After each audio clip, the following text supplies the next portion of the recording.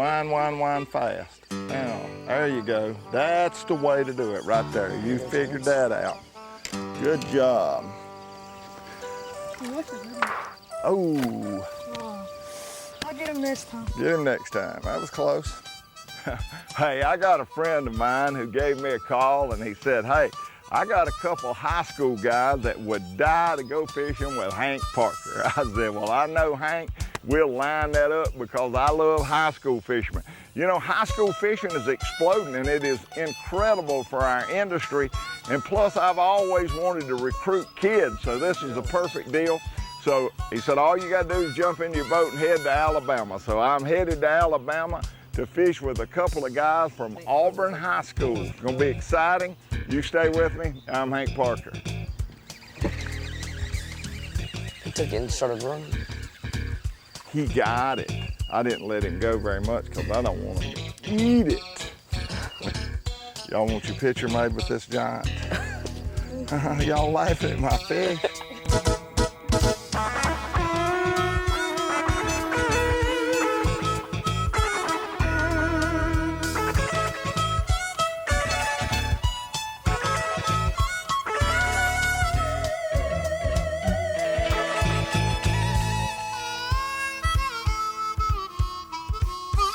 That should be him. That's him. Wind, fast.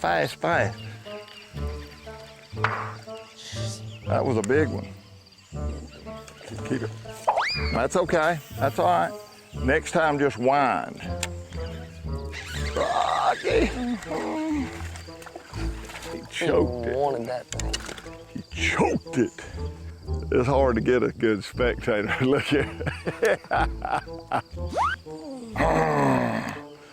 You still jerking on slack line. Just wind down tight. They're gonna hold it good. Go right back in there. Go right after him. There you go. There we go. Oh, he came off. Let me see your hooks. Point that thing at me. Oh my goodness. There lies the problem. Auburn High bass fishing team. Auburn High. Hey, I got Spencer and Jones, and these guys actually competed, I believe, now I could be wrong, but I believe they competed on the high school team before they actually got to high school. These are some little guys with big hearts and big ability. Spencer and Jones and I have found us a little private water, and it's all about frog fishing. At least that's what we think. Oh, should have still got. Now, a couple of things about frog fishing. One is you always fish frogs on braided line. You do not throw line with stretch. You need fire line or braid. You gotta either put a piece Once you get that going, we're thinking that a popping frog, like this frog I have in my hand, it's got a little popping canal on the front. We're thinking these popping frogs are gonna be the bait of choice. I see yours. Oh man, you can't hook fish with them like that. That should help. Now let me just tell you, if you take this frog out of the pack and you throw it just like it is, you're probably gonna miss 50% or more of your little strikes or bites. You're gonna miss him. What you have to do is you have to take these pliers or a pair of pliers of some sort, and you have to bend those hooks upward. Not to the point that it's gonna get hung up on all the grass and the lily pads, but where it's not going straight back. And it doesn't take a whole lot. Wind, jerk. Now that's the way to jerk. Stay with him, stay with him. It's a good one. Yoo-hoo! Now, if you'll see that hook, now instead of pointing back into the plastic, it's actually pointing up. Now we've just improved our hookup ratio by a bunch. You look excited, Jones. It's gonna make all the difference in the world with the hook spin up. Pretty good. Pretty good one. Just getting started. You're just getting started. Catching a fish on a frog is different probably than most baits. What I like to do is if I'm working that frog and he hits it, I like to start winding fast, but keeping my rod pointed right at him. And as soon as that thing gets tight, I use that whole rod and I sweep and I give it a really hard hook set. And I'm using some wrist in addition to just pulling. So I'm snapping at the same time I'm pulling. And you get those hooks up there in the top of his mouth and you catch the fish. Hello, boys. If you don't do that, you'll miss that fish. Shoulders. Get him, John. Get him, John. Get him, John. So let's go over that again. Stiff rod. You want a stiff rod. 2, you want a line with no stretch. I like Berkeley braid. I like Fireline. But I want a line that has no stretch. Stiff rod, no stretch. We're going to bend our hooks up. And we're going to set the hook hard by keeping a tight line with a full rod and using some wrist in our jerk. All that's important for catching fish on a frog. Is that a carp? That's a bass. I believe that's a bass. What do you think? I think so too. I think that's a bass. Yep.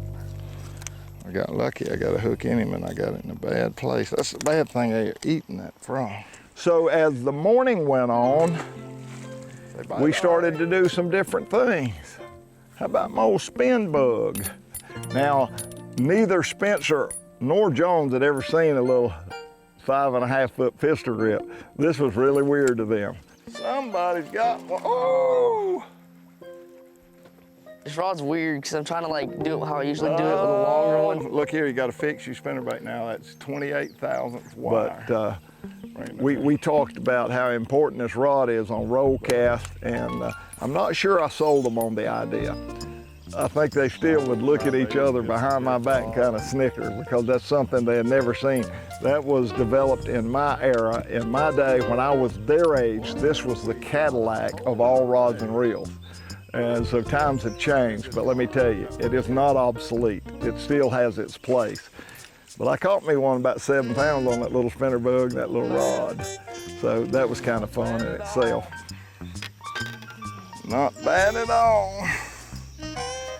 Pretty good one, I would say. What y'all think? Is that a carp? No, that's a garfish. Is that a gar? That's a giant.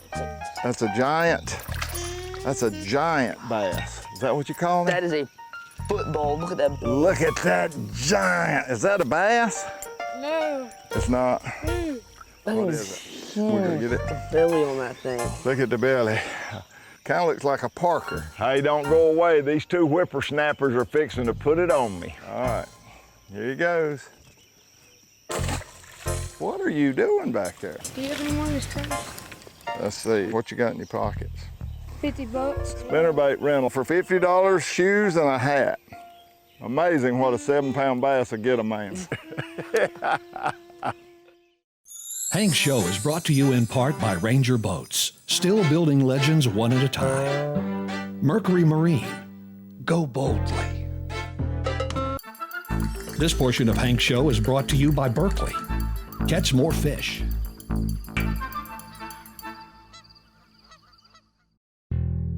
Now it's time for Hank's Tip of the Day. You know, I get a lot of questions on sunglasses, and sunglasses are vitally important, a big part of fishing. And I work with Solar Bat, and Gary Nesty is the president and the founder of Solar Bat, and Gary Nesty is an ophthalmologist. And an ophthalmologist knows optics, and I like that.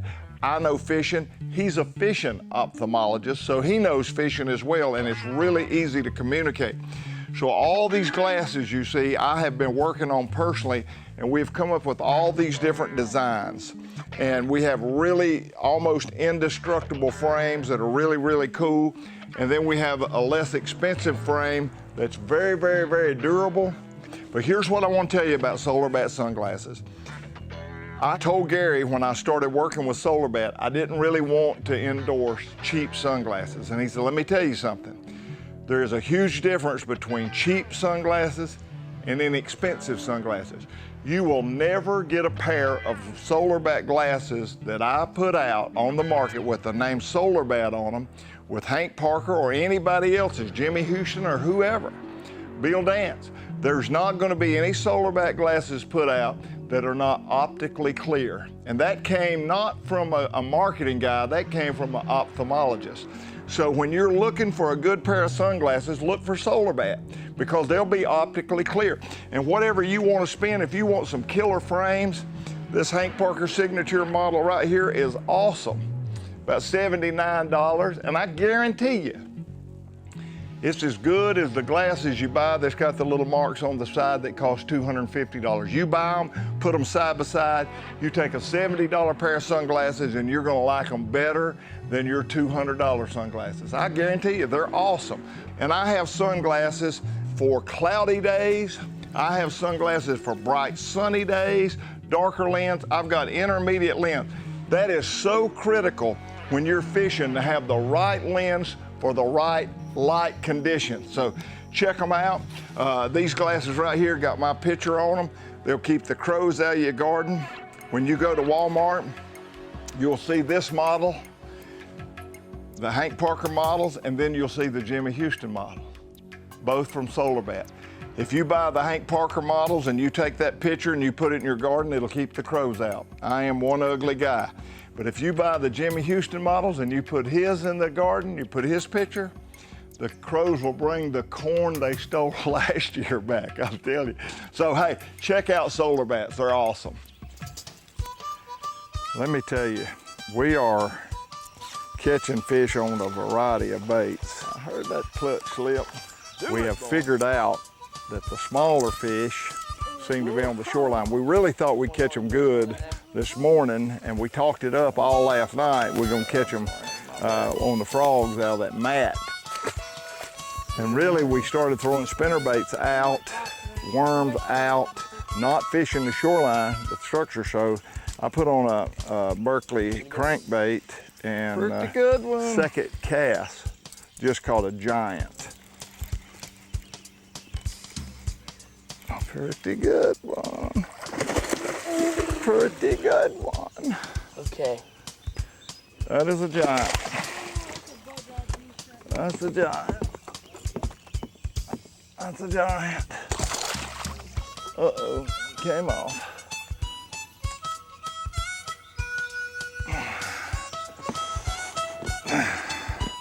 That is a giant. That's a tag fish. That fish has a tag in it, so we need to get the number off of it.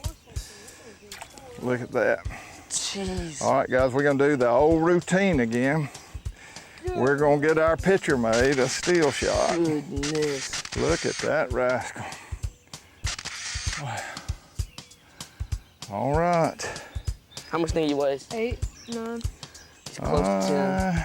I don't know what he'll weigh. He'll weigh over 9. 10. Yeah, he'll weigh over 9. Hey, buddies. All right, here we go. Here we go. Watch this. This is the greatest feeling in bass fishing. Take a big old 9 or 10 pound bass and let him go. Catch and release. Yo! Why don't y'all catch one? I'm trying. This portion of Hank's Show is brought to you by Berkeley. Catch more fish. Yeti coolers, built for the wild. Catch him. Do it, boy.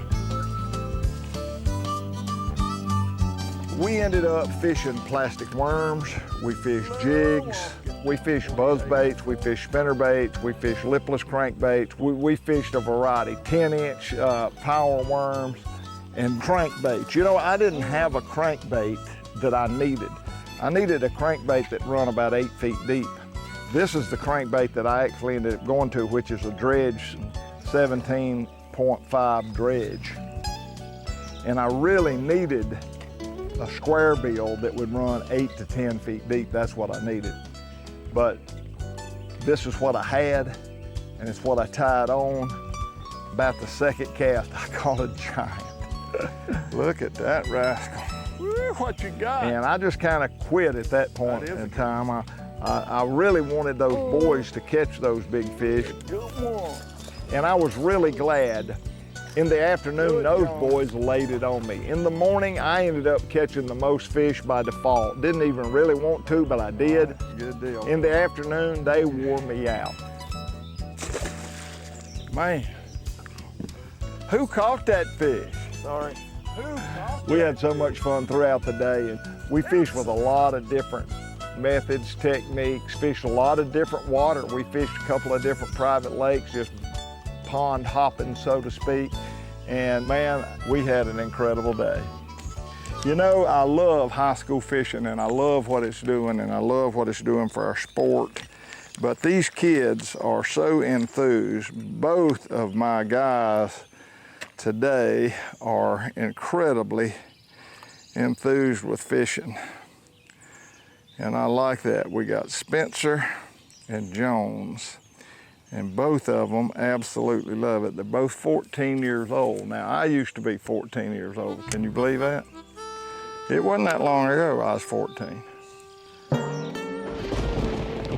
Fishing in the rain, fishing in the rain.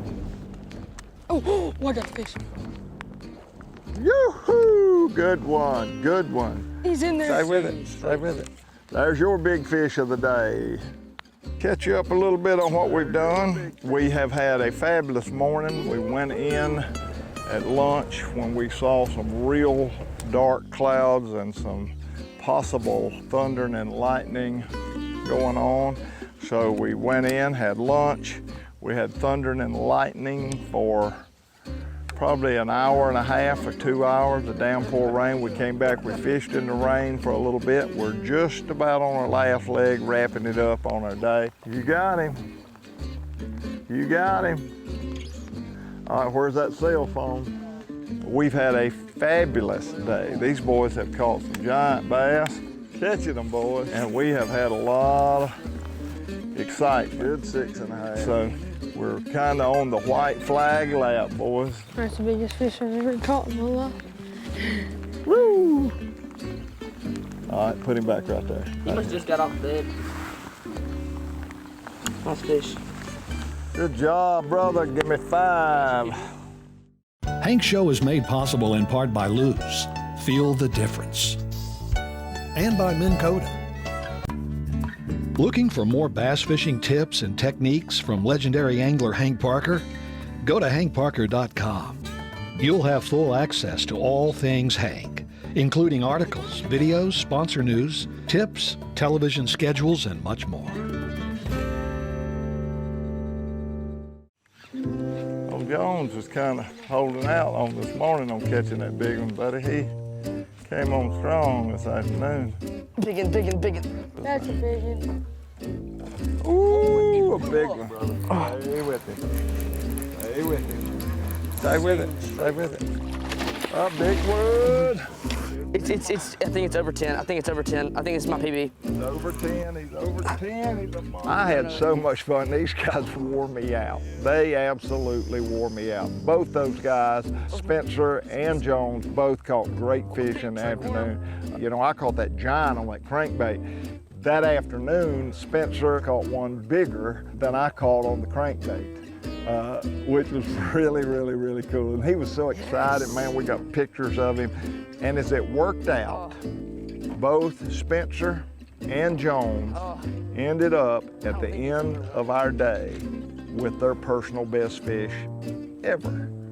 Their personal best. And that was quite an accomplishment. We got it all on TV. But those two guys were a hoot, and the whole show was, I'm going to take a couple of high school guys and they're going to learn some tricks from an old man that fished tournaments a long time ago. But I love their attitude. Their attitude was eager to learn, very respectful. They both bore a lot of humility, willing to learn, and I learned some things from them. So we all learned together. And at the end of the day, we left there great friends and better fishermen. You can't beat that deal. Man, I'm proud of you. That's all. The bill, how much do you think this weighs? 10? So I will be doing a high school fishing show from this point out. 9, 9.5. 9.5. Oh, my arm's shaking. Down into the deep blue sea. Spencer and Jones, man, what a trip this has been. I had about as much fun as you could have legally And to watch those two young men and how much they enjoyed it, and to know as much about me as they knew, I was flattered. Thank you so much for taking us out here today. And we had a ball and caught some honkers, boy. I mean, we caught some giants. So how much more fun can you have? I love high school fishing. So if you're a high school fisherman, keep it up. If you're thinking about getting on a high school fishing team, get on it, man. It's an awesome sport and it's a lot of fun. And to me, it was one of the most fun shows I've ever done in my whole life out of all these 30 plus years I've been doing this. So what a great time we had. Spencer and Jones catching them big giant fish, Alabama, man, awesome. Auburn High School. High school guys, we're gonna figure out how to take somebody every year. It's gonna be awesome. I hope you enjoyed the show today. Man, it was great for me. God bless you. I'll see you next week. I'm Hank Parker.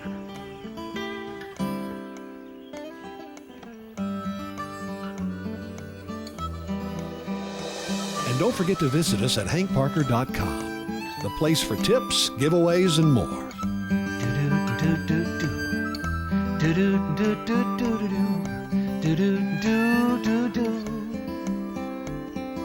The house needs painting, the grass needs mowing. Where's he at? Gone fishing.